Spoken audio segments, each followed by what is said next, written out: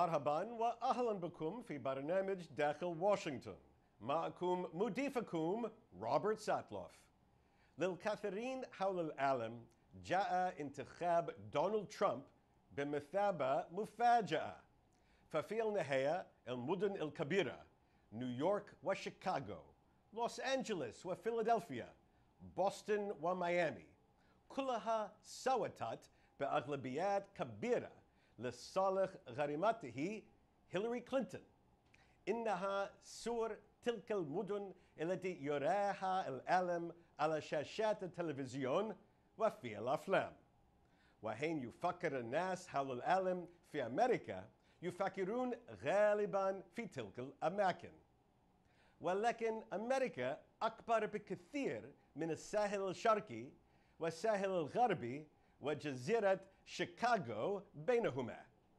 إنها بلد المدن الصناعية والبلدات الصغيرة والقرى الريفية الممتدة عبر الأراضي الزراعية الكبيرة في وسط أمريكا وعبر الجنوب والغرب الأوسط وعبر الولايات الجبلية وحزام الشمس.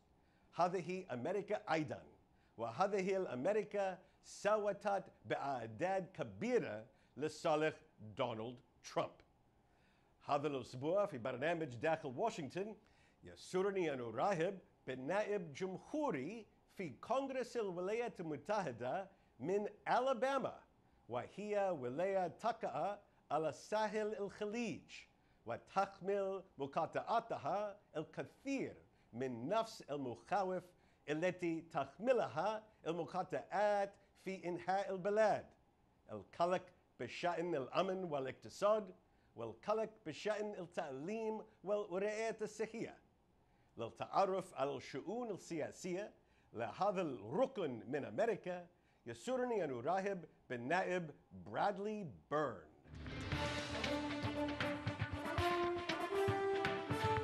Welcome back to Dakhel, Washington. We're sitting here in the United States Congress to talk with Congressman Bradley Byrne. Congressman, thank you very much for joining us today. Thank you. It's good to be here. So, Congressman, your party, the Republican Party, is now in the majority as far as the eye can see, both houses of Congress and the White House. What does it mean to be in the majority? Well, it means that we have the responsibility for making sure that our government works. It's a lot easier sometimes to be in the minority because all you have to do there is say no. But when you're in the majority, you have to figure out a way to say yes. And so the struggle for us in the Republican Party right now is to get our whole group together so that we're speaking with basically one voice on the direction of the United States government. So we're doing that, but it takes some time when you go through a transition to get to the point where you're actually speaking with one voice. But we're getting there, What would you say are the chief priorities for the party, for the people of Alabama, and for you personally? Yeah, I think they're all the same. We're going to fix a health care law that we've had in this country for several years that we believe is broken and is actually going to fail, and fail for a lot of people in my district, fail in the sense that it won't provide health care to people like we want. Secondly, we need to reform the U.S. tax code, the laws that pertain to who pays taxes, how they pay taxes, etc. We think it's way too big, way too complex, and unfair to a lot of people. Third, we're going to do something about re-energizing and rebuilding the American military. We think over the last several years that we have disinvested or failed to invest in our military. It's made us weaker in a number of places around the world, and we want to build that back up again. Not because we want to use it, but because we think by having a strong defense posture, we don't have to use it, and that's what we want to do. We have some real problems with immigration law in America, and Democrats and Republicans both agree that there are problems. We just disagree about what to do about them. So we think we need immigration reform. And then finally, on sort of a personal note, but I do think this is true for both my district and for the party, we need to look again at what it takes to help people in America succeed in their own individual ways. And that means let's look at what we're doing in education and what we're doing in providing workforce training to people so that everybody can maximize their potential in our society and in our economy. That's quite an agenda. Yeah, it is.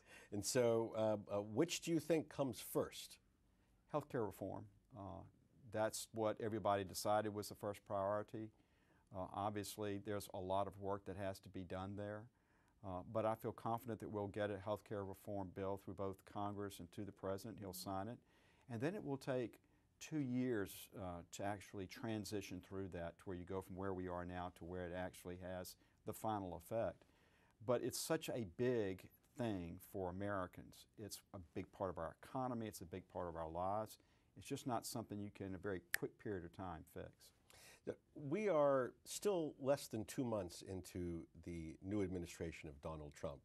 I think it's fair to say that the president has occupied the media with all sorts of provocative, controversial, certainly attracting the attention of the American people, statements and actions.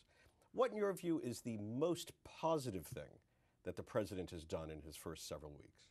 I think the appointments he's made to his cabinet have been superb.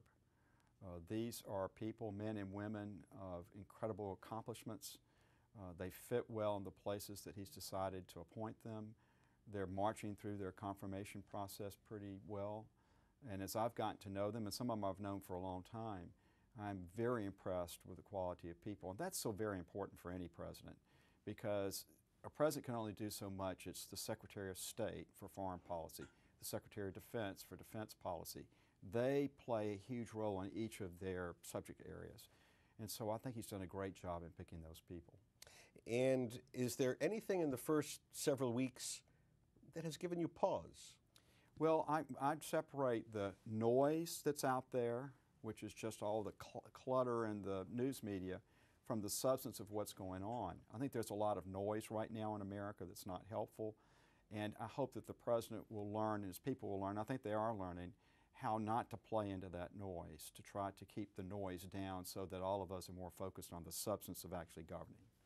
Now, generally, Congressman, conservatives in America are characterized in one of three groups: fiscal conservatives, social conservatives, defense conservatives. Now the lines blur, but it's one way of looking at this.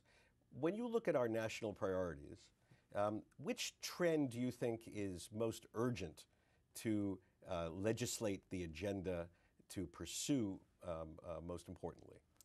Well, it's hard to separate fiscal conservatism from the defense conservatism. I think that those two are actually marching together.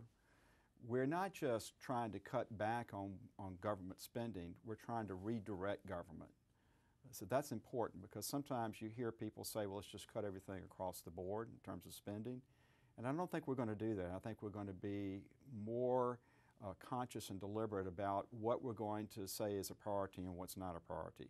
So though we want to cut back on government spending, we're actually going to increase spending on defense, because we think to have a strong America economically, we have to have a strong America international defense and security, and vice versa.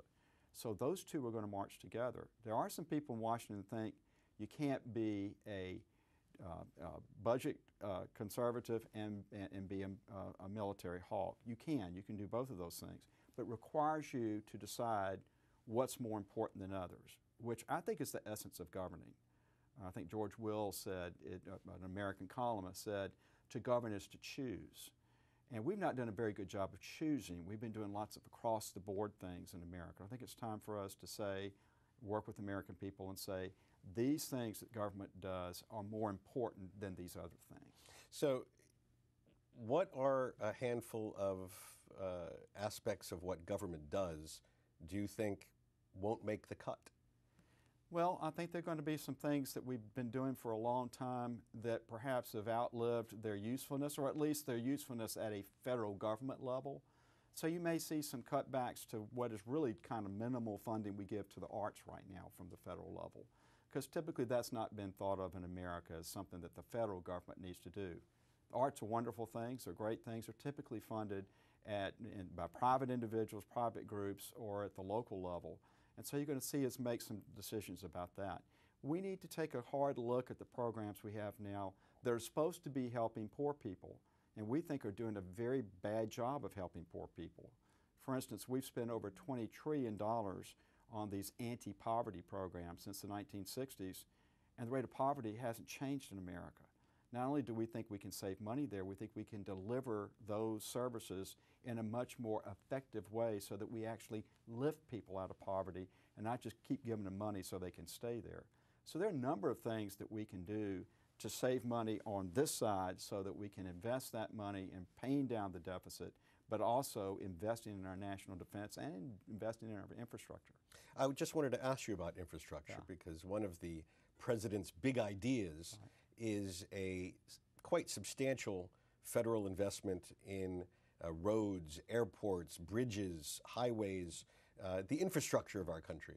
Is this something that is worth the tax dollars of the American people? I think so. And if you go back to the beginning of America, this whole idea that we're a continental nation, how do you put together and hold together a continental nation that has all these different people in it? Well, you have to have the means to move around that nation. So we've always had government involvement in roads, in canals, going back to the early part of the 19th century. So this is the carrying out of that same idea here in the 21st century. Modern interstate highways, modern ports, modern airports, modern infrastructure for how we get data and information around even in rural areas of our country. So I think the President's put his finger on a very important issue there. And it's important to my district. We're a port city where I live. We have a number of poor people that need help with getting data and information to and around their areas. We've got a major need because of a major traffic clog in one of our interstate arteries. But my district's just like a lot of other districts in America that have these same deficits. The President wants to make that a priority, and I want to work with him to help it make it a reality. Okay, very good. When we come back, we're going to discuss with Congressman Byrne two key issues on which he's a specialist: education and armed services, in just a moment.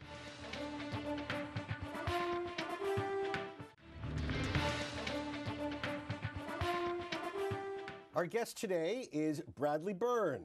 Congressman Byrne is a Republican, a representative in the United States Congress, sent to Washington by the voters of the 1st District of Alabama, a coastal area whose largest city is Mobile. An attorney by training, Congressman Byrne previously served as a member of Alabama State School Board in the Alabama State Senate and as Chancellor of Alabama's community college system. Now in his second full term in Congress, he is a member of the prestigious House Rules Committee, the Armed Services Committee, and the Committee on Education and the Workforce.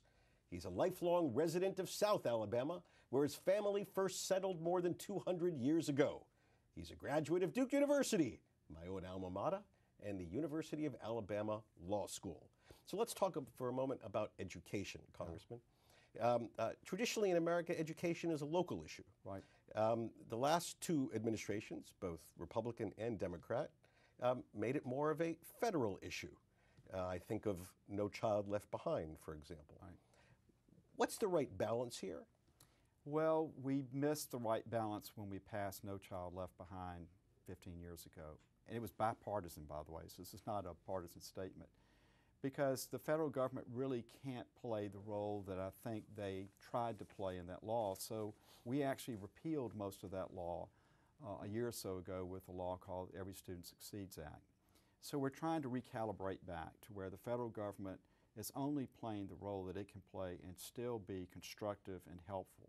What we found out is that the federal government puts in about 10 to 15% of the revenue for a local school district, yet the federal government made up over 50% of all the regulations and all the paperwork that local teachers had to go through.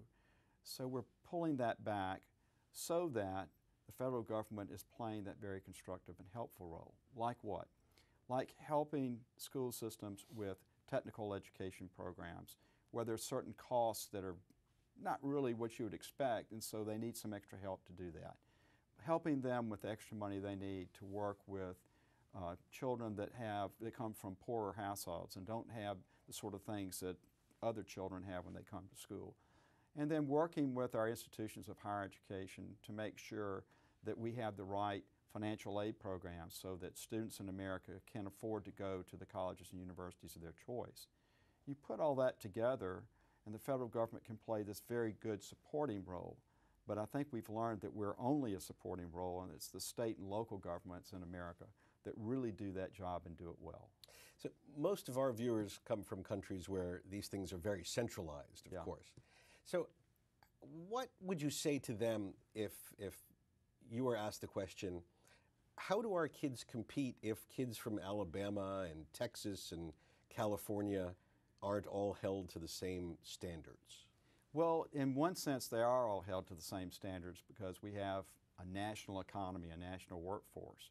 So when you go to get a job, people don't say, well, you're from Alabama, you're from New York. They say, these are what we expect somebody that does this particular job. So the reality is we have national standards.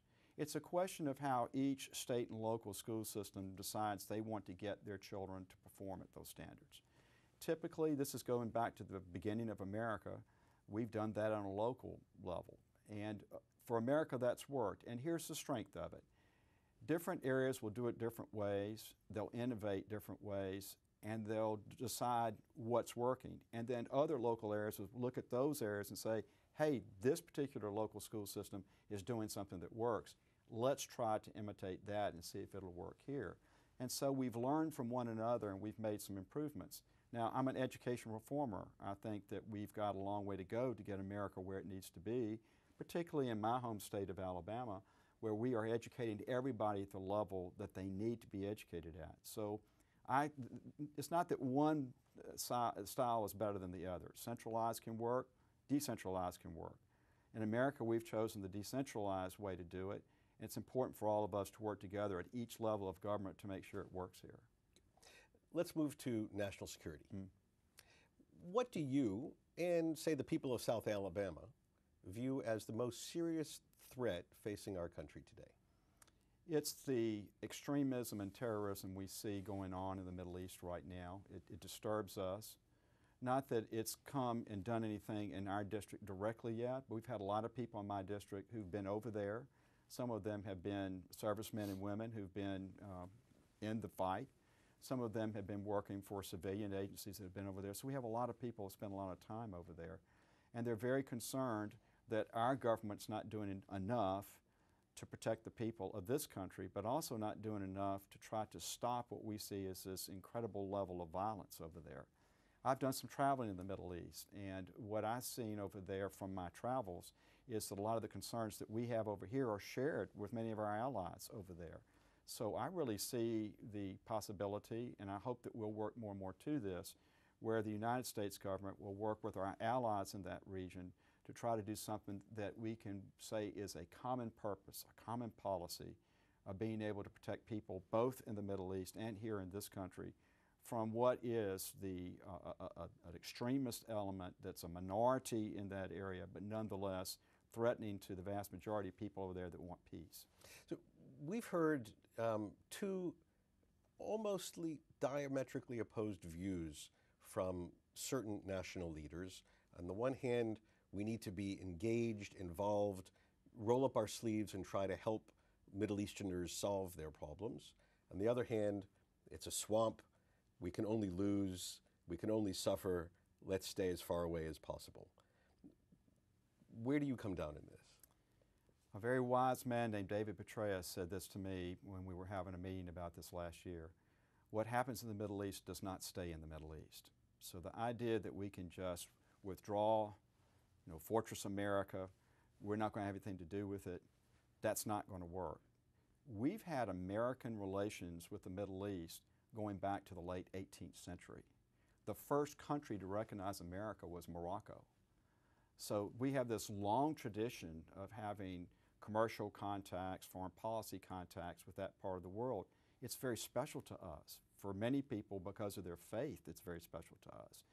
But we have other connections, commercial as well. So we're not going to pull back. Even if there's somebody that thinks we are, thinks we can, we're not going to pull back. The question is, how do we constructively engage with the region? And I think we haven't always done that. So, Congressman, we only have half a minute left. Let me ask you a sort of big political question. We're both old enough to know that the way things aren't always the way they're going to be. Yeah. People who are in the majority today will be in the minority at some point in the future.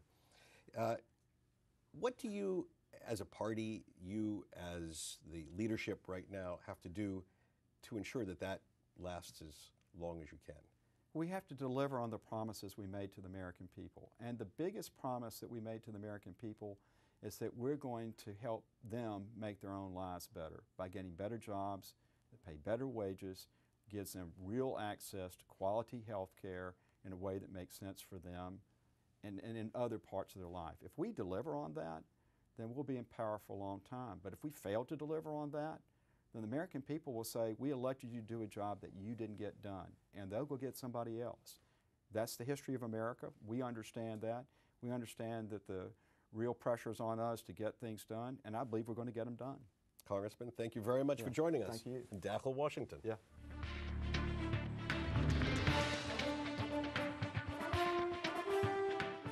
بهذا نصل إلى نهاية هذه الحلقة من برنامج داخل واشنطن.